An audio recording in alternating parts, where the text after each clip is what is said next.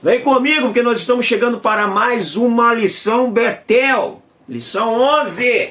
Ageu, um chamado para o despertar da inércia. Bem, por que eu comecei mostrando essa Bíblia? Rapidamente isso aqui. Porque a Bíblia que eu falei aqui num vídeo anterior que eu havia perdido. Bíblia, revista, havia esquecido na mureta da igreja e levaram e agora me devolveram. Não sei quem foi ainda, mas eu quero agradecer a Deus e também a essa pessoa de bem que teve esse ato de bondade.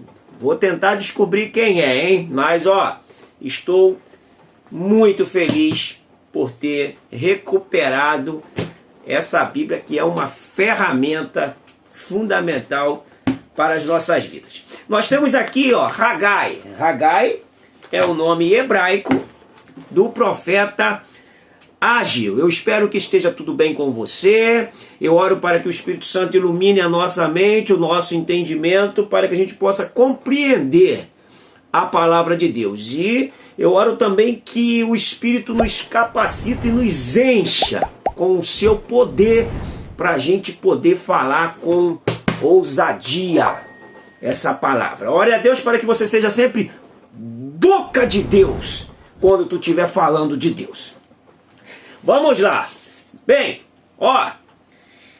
qual é o texto de ouro dessa lição? Assim diz o Senhor dos Exércitos. Cadê minha caneta? Aplicai os vossos corações aos vossos caminhos. Vamos ver a hora.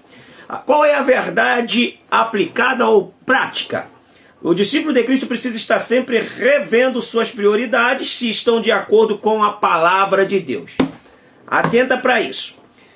Os objetivos dessa lição, professor, fica atento porque os objetivos eles são relevantes. Apresentar o cenário do profeta Ageu, destacar a necessidade de arrependimento, isso é fundamental, e extrair lições do livro de Ageu para os nossos dias. Bem, o texto de referência está em Ageu capítulo 1, versos 1, 2, 3 e 4.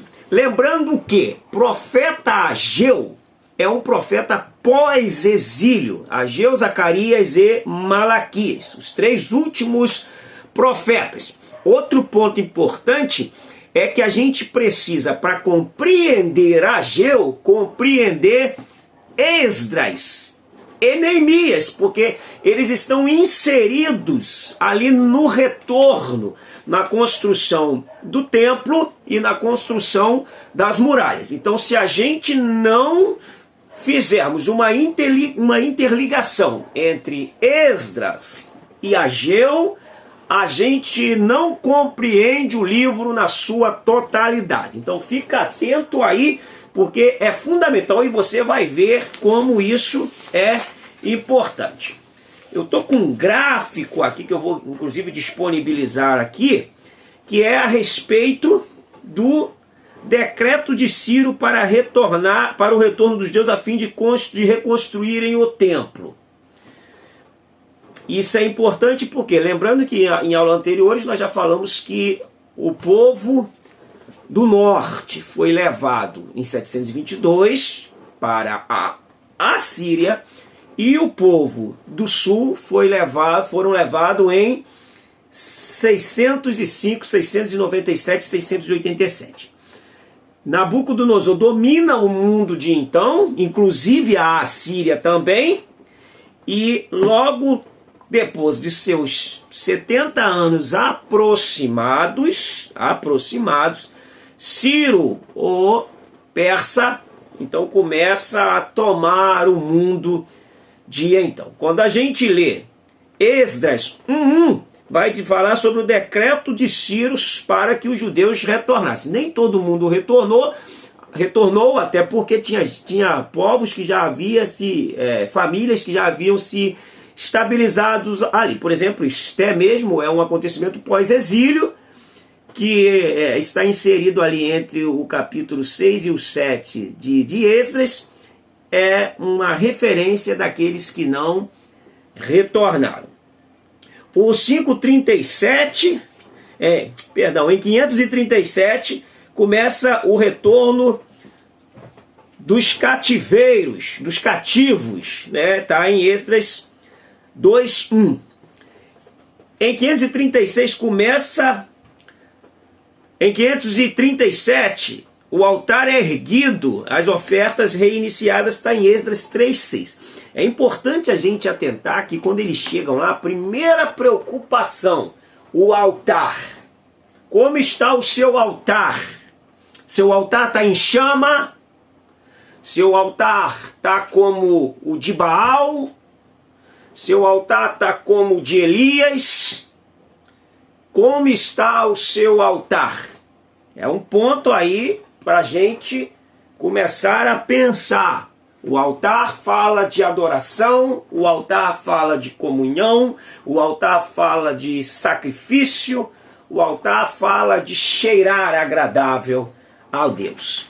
Em 536, 3:10 de Esdras, ou Esdras, conforme a sua pronúncia, fica à vontade, vai justamente falar sobre começa a reconstrução das fundações, começa a se colocar o alicerce.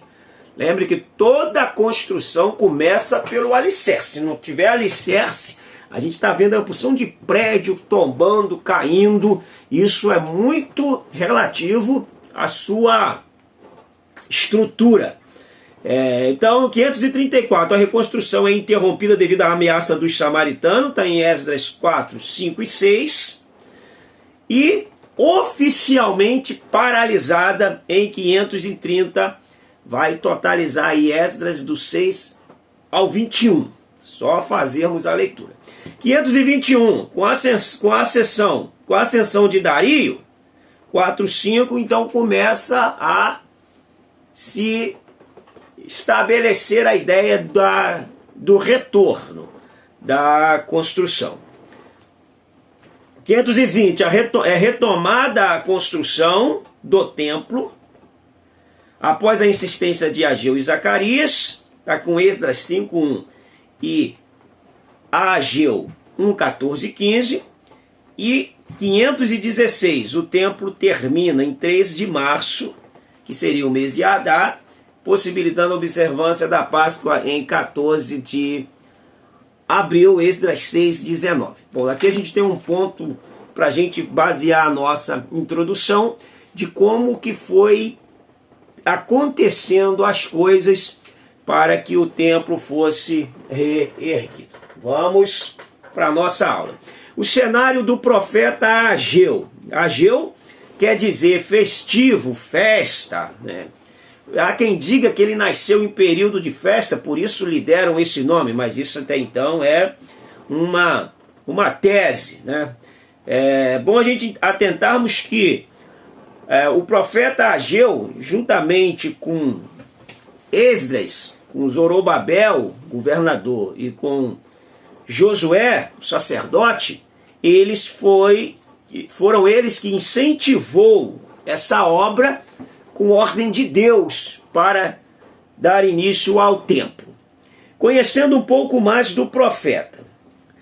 Nada se sabe desse profeta. É um profeta, assim, relativamente, se tratando da sua família, bem anônimo. Mas o importante de tudo não é se você é conhecido ou se você é popular entre os homens. É se você é conhecido no céu. Se você é popular no céu. Se no céu o seu nome faz barulho. E se ele faz barulho no céu, ele faz um barulho para os demônios.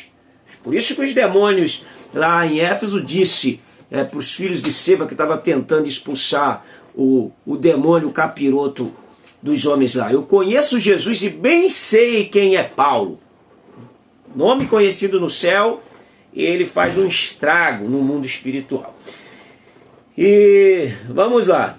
Ageu e Zacarias que motivaram o povo a reconstruir o templo de Deus, obra que já estava em andamento há 15 anos. Começou a obra, mas ela deu-se uma paralisada e 16 anos depois a obra está pronta. Ela paralisa oficialmente no ano 530, no ano 516, após 4 anos de retorno, 520, o templo está edificado. Sem pouca aparência, ou com pouca aparência, sem muita aparência, mas era indispensável porque ali era símbolo da presença de Deus para o povo. Então Ageu começou a profetizar 16 anos depois da volta do primeiro grupo. A gente entender isso aqui é importante, porque se o primeiro grupo, conforme essa cronologia que eu coloquei aqui, se o primeiro grupo volta em aproximadamente 537, Ageu começa a profetizar em 521, 520 aproximadamente. Isso aí é importante a gente ter conhecimento. A mensagem do profeta. Bom, a mensagem do profeta, a profecia de Ageu é uma exortação a começar sem demora a reconstrução do templo, pois não poderia continuar em ruínas por muito tempo, mas deveria ser restaurado para a glória de Deus. Ageu 1:8. A ordem vinha da parte de Deus: subi ao monte, profetizai, subi ao monte, trazei madeira e edificai a casa, e dela me agradarei, e eu serei glorificado, diz o Senhor. Outro ponto importante a gente observar aqui é que a reedificação da casa era algo estabelecido por Deus, e Deus disse assim, ó, vocês vão edificar a casa e eu me agradarei. Ele não fala, se ela ficar feia eu não vou gostar. A gente às vezes olha assim e fala, pô, ficou feio, nossa, que templo feio.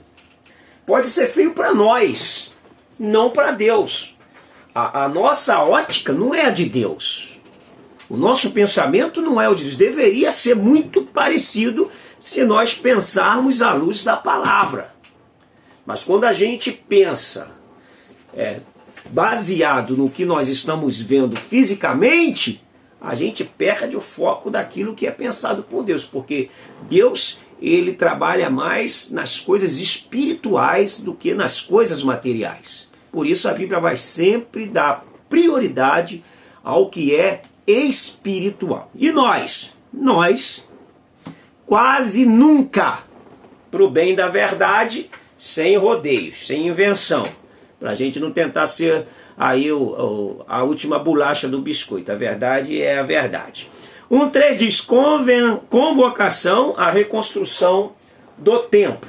Então a reconstrução do templo teve o seu início assim que os primeiros deportados para a Babilônia começaram a chegar em Jerusalém. Depois de preparados os alicerces do templo em 536, a forte oposição à obra retardou em muito a sua edificação, que só veio acontecer depois de 16 anos depois. Quando a gente lê, por exemplo, é bom você manter uma Bíblia aberta em Esdras e outra aberta em Ageu. A gente lê, por exemplo, no capítulo 2 de Esdras, justamente a fala sobre o retorno do povo. Você vai ler aqui, você pega a lista dos que voltaram de Babilônia para Jerusalém com Zorobabel. O 1 vai falar a respeito do Ciro, convida os judeus a voltarem para Jerusalém e edificarem o templo. Então é só a gente seguir aqui que a gente compreende direitinho o propósito estabelecido no livro de Esdras e a interligação entre Esdras e Ageu. Vamos lá, a convocação. O que aconteceu com o povo? Eles chegaram ali em Jerusalém e olharam a situação, começaram a situação, edificaram o altar, colocaram os alicerces e começou a vir a oposição. Quando começa a vir a oposição, o verso 2 do capítulo 1 de Ageu diz assim, assim fala o Senhor dos Exércitos, este povo diz, não veio ainda o tempo de edificar a casa do Senhor. O que o povo diz? Eles olham a oposição e falam assim, ainda não é tempo de edificarmos a casa do Senhor. Você já falou isso alguma vez? Você tinha um projeto para fazer e esse projeto sofreu oposição. Você já falou, não, porque não é tempo de Deus? Porque não é tempo do Senhor? porque não é tempo de nós fazermos, por isso não deu certo. Tem muito disso na gente, essas desculpas. E eles estão aqui colocando essa ideia, que a oposição é porque não era tempo de Deus, mas foram adornar as suas casas. Então, as casas deles estavam extremamente lindas, bonitas, adornadas, mas a casa de Deus só no seu fundamento ainda. O que Deus está falando para eles? Por que vocês adornaram a casa de vocês e a minha casa vocês desprezaram? Trocando a miúdo, a casa do adorador estava linda. A casa de quem deveria ser adorado, parada. E eles agindo em prol deles. Muito cuidado se as coisas de Deus não estão paradas, porque tem alguém que está se beneficiando com as coisas de Deus e investindo em si e deixando o que é de Deus abandonado. Cuidado, porque Deus com certeza pesa em balanças justas. E Ele jamais vai abrir mão de que a nossa prioridade não seja Ele, seja a gente. Pontua isso aí, tem isso como uma tônica, porque isso é muito importante. E quanto mais a gente estuda e lê a palavra, mais o temor de Deus deve inundar as nossas vidas. Bem, o que o povo então diz? Ora, o 5 do capítulo 1 de Ageu diz: ora, pois, assim diz o Senhor dos Exércitos, considerai o vosso passado. Tendes semeado muito, colhido pouco, comeis, mas não chega para fartar-vos, bebeis, mas não dá para saciar-vos, vestíveis, mas ninguém se... O que Deus está falando? Olhe no retrovisor da sua vida. Essas atitudes te trouxe colheitas amargas. Olha para lá. E aí você enxerga que essas atitudes, considerai o vosso passado. Essas atitudes que você está fazendo hoje é a repetição do passado. Querendo novidades com práticas velhas. O passado não é para ser o nosso coveiro, é para ser o nosso mestre, o nosso instrutor, o nosso pedagogo, o nosso condutor que nos toma pela mão e nos ensina no presente e como viveremos no futuro, se tivermos oportunidade. Então não use o seu passado para se amarrar nele. Use o seu passado, por mais que ele acuse você, use ele como um instrutor que te ensinou e que lá atrás você aprendeu para não voltar para lá para cometer as mesmas coisas. Deus está falando para eles: olha para o passado de vocês, olha para o retrovisor. Vale a pena voltar lá? Pode de repente ter sido bom, ter te nutrido algumas coisas, mas o saldo de tudo foi muito negativo. Deus está falando para eles: não repete os mesmos atos. Vocês vão colher as mesmas consequências. Lembrando que a colheita é muito maior do que o plantio. Então o profeta está convocando uma ordem de Deus para que eles se arrependessem e voltassem para a obra. Vamos lá. A necessidade do arrependimento. Então nós estamos falando justamente aqui, era uma conclamação para que eles se arrependessem e abrissem mão um pouquinho dos prazeres deles para voltarem à obra do Senhor. Eu achei interessante aqui o tema que o Alexandre Coelho e o Silas Daniel eles dão para o seu livro, quando ele chega no profeta Ageu, eles estão comentando profetas menores. Aqui nós estamos falando sobre Ageu, um chamado para despertar da inércia, da paralisação, da paralisia espiritual. Quem sabe pessoas vão entrar ali na sua aula de cadeira de roda. Quem sabe alguém vai entrar até numa maca espiritual. Mas Deus pode te usar para tirar essa pessoa da inércia.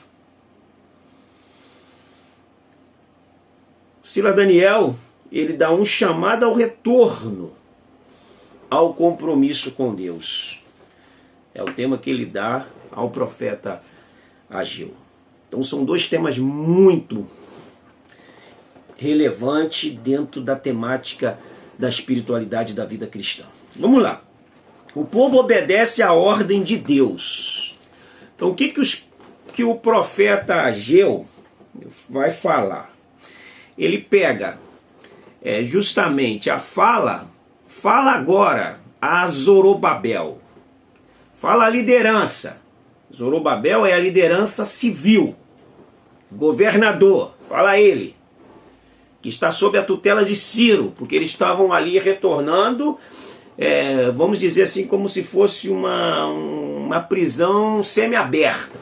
Eles tinham autonomia, mas ainda sob a tutela de Ciro, sob a tutela da Pérsia.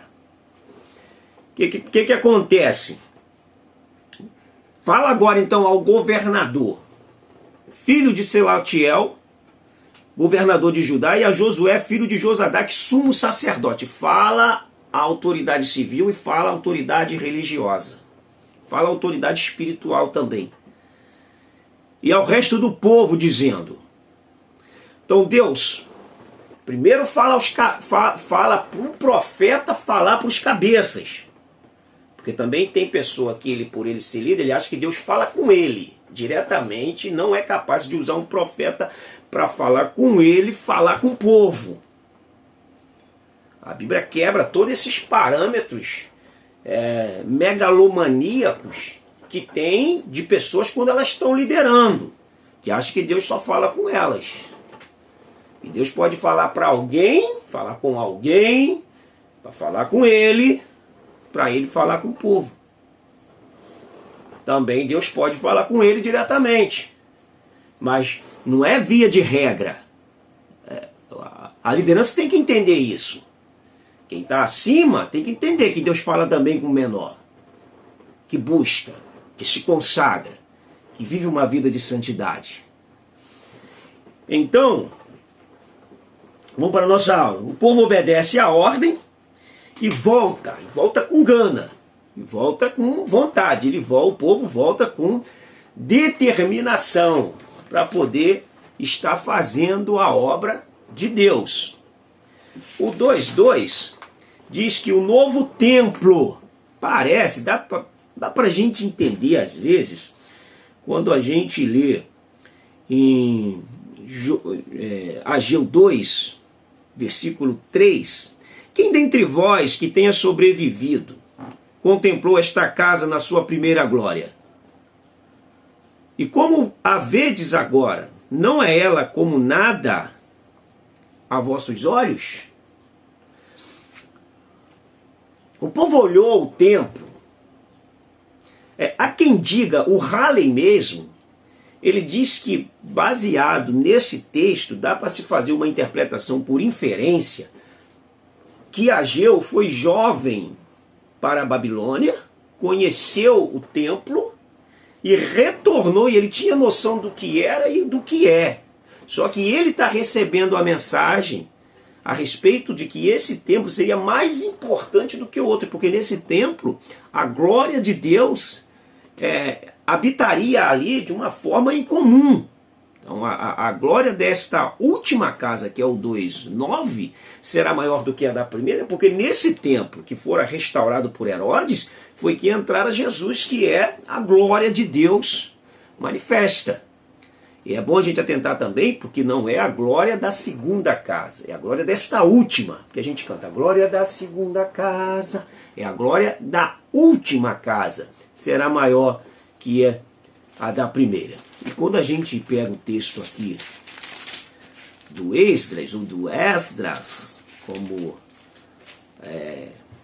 alguns preferem falar, nós vamos ver que no capítulo 3, quando é levantado o altar, e logo após os alicerces, de maneira que não se podiam discernir as vozes de alegria das vozes de choro do povo, pois o povo jubilava com tão grande grito que as vozes se ouviam de muito longe.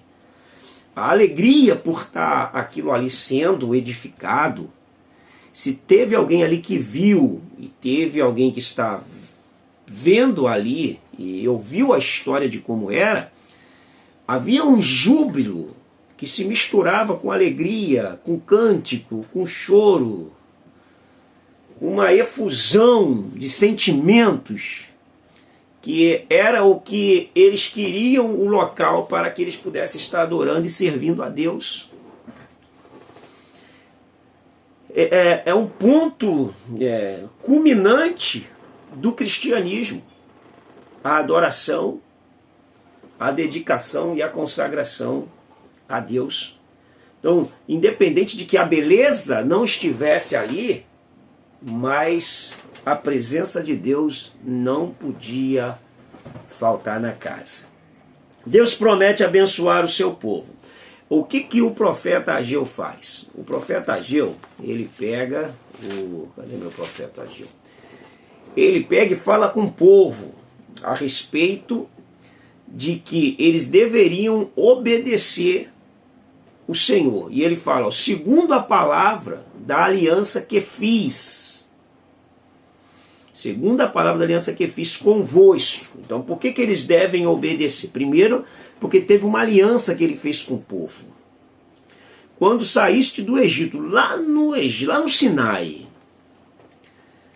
o meu espírito habita no meio de vós. Não tem mais. Então, olha só, segundo a palavra da aliança que eu fiz convosco, e o meu espírito que habita no meio de vós. O ponto bom dessa fala de Ageu é que ele pontua a aliança e o espírito que estava no meio deles. Vocês têm dois motivos para edificar esse templo. Porque desde a aliança que eu fiz, a minha presença sempre esteve no meio de vocês. E ela não vos faltará. Então eles vão e seguem aí para voltarem à prática da adoração a Deus. Vamos lá, Ageu para hoje. Ageu encontrou um povo desanimado para a reconstrução de uma obra que já havia começado a ser feita há alguns anos após a volta do exílio babilônico, mas que foram desanimados pelos samaritanos. Os samaritanos foram o povo que desanimou o povo de Deus a prosseguir nessa jornada. Se a gente pegar, por exemplo, o capítulo 4, você começa a ler o 4:24, diz que e cessou, pois, a obra da casa de Deus, a qual estava em Jerusalém, isso até o segundo ano do reinado de Dario, rei da Pérsia. Porque na primeira eles começaram a levantar acusação contra eles, e começaram a diminuir a dedicação, até que eles conseguiram, com muita falsidade, conseguir uma carta para que a obra fosse cessada. Então, cessando a obra, fica-se parado, e o profeta ele vem para animá-los. É muito bom quando você tem alguém que te anima, que te levanta, que te dá a mão e fala, vamos caminhar, vamos adiante, vamos prosseguir. Talvez você tenha um exemplo de momentos que você teve desanimado, e pode ter isso acontecido porque você é humano, que você pode até usar a título de ilustração na sua própria aula como uma experiência sua, pessoal. Então, isso aí é muito válido em momentos que alguém te auxiliou e que alguém te ajudou. Assim como você pode falar de pessoas que também em momentos difíceis te jogou para baixo. Você está com a mãozinha assim, para não cair, segurando, alguém vai lá e pisa na sua mão para você terminar de descer para o poço, para o fundo do poço. Então são pontos que também traz uma didática para a gente compreender esse texto, que quando a gente está falando de ânimo, de perseverança. E as prioridades erradas? Bem, O povo priorizou as coisas materiais, que eram as suas casas, e foram lá adorná-las, enfeitá-las, deixá-las lindas, e a casa do Senhor ficou lá. Prioridades erradas é quando as minhas prioridades estão sobrepujando a vontade de Deus, as coisas de Deus. Quando as minhas prioridades, elas estão ocupando o primeiro, segundo, terceiro, o quarto lugar, e se sobrar um tempinho, a gente faz alguma coisa para Deus. Prioridades erradas vai nos causar danos. Então, prive pelas coisas espirituais, dê valor ao que é espiritual, anda com quem é espiritual, anda com quem te anima a buscar a Deus. Seja seletivo nas pessoas que te introduzem numa vida de maior comunhão e intimidade com Deus. Prioridades erradas. Se você também escolher, dentre as suas prioridades, alguém que não te aproxima de Deus, automaticamente vai nutrir essa ideia que a gente muitas das vezes já temos, onde as nossas vontades precedem a vontade de Deus. Então vamos voltar para as nossas prioridades, sejam as coisas espirituais. Estudo da palavra, oração, um louvor, uma adoração a Deus, as coisas que nos fazem crescer, uma leitura de um bom livro, uma amizade que gosta de orar, que nos leva para a oração, que nos leva para a consagração. Isso são coisas muito importantes. A importância do encorajamento mútuo. Prioridades erradas e encorajamento mútuo estão aqui entrelaçados, né? Porque nós estamos falando aqui de alguém que te ajuda a caminhar, que te ajuda a prosseguir, que te ajuda a avançar, que te ajuda a ir além para crescermos. Então, escolha pessoas que te encorajam, que te pega na mão e fala: vamos embora, sai dessa inércia, vamos produzir. A água parada só dá mosquito da dengue. Promessas valiosas de Deus. Deus fez uma promessa a Zorobabel dizendo que o faria como um anel de selar. O anel de selar que continha isso aqui, o anel de selar que dava a autoridade do rei, e Zorobabel, que pode ter uma representatividade de Cristo, que chegou no templo com toda a autoridade daquele que havia de vir e entrou nesse templo restaurado até então por Herodes. Para a gente entender bem esse ponto, a gente compreendê-lo de maneira saudável e trazer para a nossa aula, para a nossa turma, para nossos alunos, essa colocação da importância de nós sermos companheiros, incentivadores, fazermos a obra de Deus, despertar, um estáter espiritual, porque hoje é muita coisa. A própria igreja te ensina a ser material. A igreja te ensina a ser ganancioso por conquistas materiais e não por conquistas espirituais. Então você que ensina, você que prega, muda o seu foco. Ensina as pessoas a serem espirituais. Não dá ibope. Não dá ibope na terra, mas dá ibope no céu. Ensina as coisas de Deus. Ensina as coisas espirituais. No tempo deles, muitas pessoas não queriam ouvir. Eram casas rebeldes, como Deus fala a Ezequiel.